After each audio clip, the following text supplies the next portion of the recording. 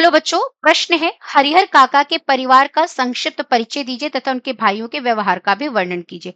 बहुत आसान सा प्रश्न है। आप यहाँ इस प्रश्न का उत्तर दे सकते हैं कि हरिहर काका के परिवार में कौन कौन थे और उनके भाइयों का उनके साथ कैसा रवैया था। हरिहर काका ने संतान प्राप्ति के लिए दो शादियां की थी, परंतु उनकी दोनों ही पत्नियां बिना बच्चे को जन्म दिए क्या हो गई थी, स्वर्ग सिधार गई थी। किसी कारणवश हरिहर काका की कोई भी अपनी संतान नहीं थी। कहने को हरिहर काका का पूरा परिवार था, बड़ा परिवार था, भरा पूरा था, लेकिन उस परिवार में 4 भाई थे। सभी भाइयों की शादी भी हो चुकी थी।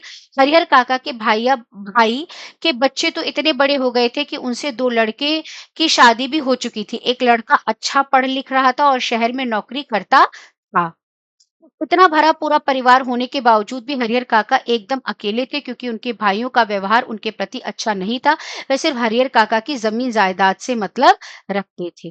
ठीक है? उन्हें कोई ख़ास उनसे कोई लगाव नहीं था। वो उनसे अगर मतलब भी रखते थे तो सिर्फ इसलिए रखते थे क्योंकि उन्हें पता था कि हरिहर काका के पास 15 बीघा ज़मीन है और कहीं न कहीं वो उनको एक दिन उनके नाम लिख देंगे, और उसी लालच में उनसे वो जो थोड़ा बहुत प्रेम करते थे, दिखावा करते थे, वही था बस। बाकी उनको उनसे कोई ख़ास लगाव नहीं था।